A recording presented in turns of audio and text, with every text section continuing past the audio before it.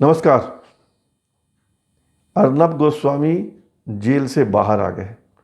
7 दिन जेल में रहना पड़ा उनको।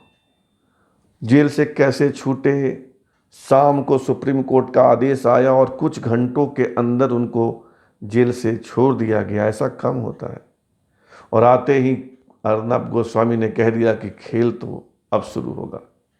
और सुप्रीम कोर्ट ने भी तीखी टिप्पणी की, फटकारा प्रदेश की सरकार को कि जिस मामले में आपने गिरफ्तार किया वो ऐसा होता नहीं है, आप किसी आदमी को दबा रहे हैं।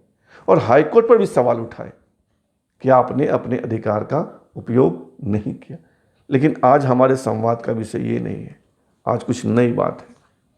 हमने आपको बताया था कि जो अन्वय नाइक जिन्होंने आत्महत्या की थी और जिस केस में अर्नब गोस्वामी को जेल जाना पड़ा, गिरफ्तार होना पड़ा, उस अन्वय नाइक के परिवार से एनसीपी के नेता शरद पवार के बड़े अच्छे संबंध हैं। हमने आपको फोटो भी दिखाए थे कि अन्वय नाइक की पत्नी और बेटी शरद पवार जी के साथ फोटो खिंचवा रही है। वो फोटो मैंने आपको दिखाया था।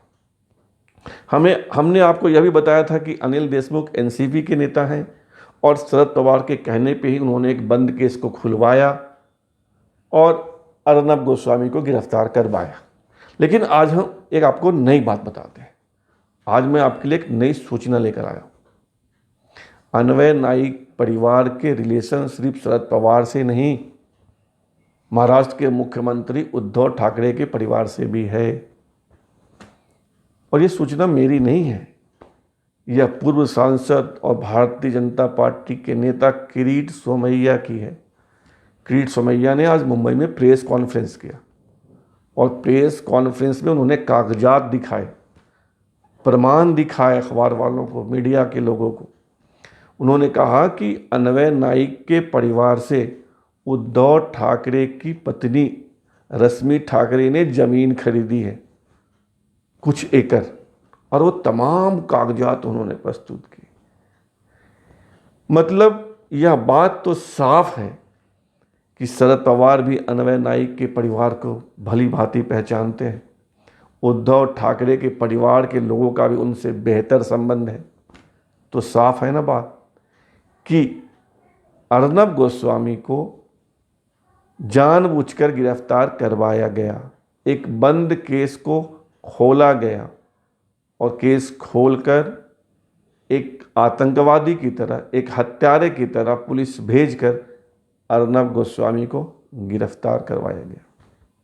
मैं पहले ही डिस्क्लेमर लगा चुका हूं कि मैं अर्नब गोस्वामी की पत्रकारिता का कायल नहीं हूं, लेकिन सरकार ने जिस तरह गिरफ्तार किया, जिस तरह एक बंद केस को खोला, वो पत्रकारिता के लिए अच्छा नहीं है, शुभ संकेत नहीं है। आज महाराष्ट्र की सरकार ने किया, कल दूसरी सरकारें करेंगी। आज अर्नब के साथ हुआ, कल आपके मेरे साथ भी हो सकता है। मुझे खुशी है कि मैंने जो बातें आपसे कही थी, सुप्रीम कोर्ट ने लगभग वैसे ही बातें कही कि आप व्यक्ति की आज़ादी का कत्ल इस तरह नहीं कर सकते, आप इस तरह गिरफ्तार नहीं कर सकते। अब देखिए, चूंकि किरीट सोमैया ने आरोप लगाया है, तो अब शिवसेना के लोग क्या कहते हैं, उद्धव ठाकरे क्या कहते हैं। आज किरीट सोमैया के प्रेस कॉन्फ्रेंस के बाद अर्नब गोस्वामी का बल भी बढ़ गया होगा।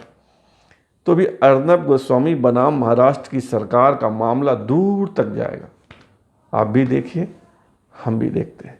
तब तक हमारे चैनल को सब्सक्राइब कर लीजिए। बहुत बहुत धन्यवाद, बहुत बहुत धन्यवाद।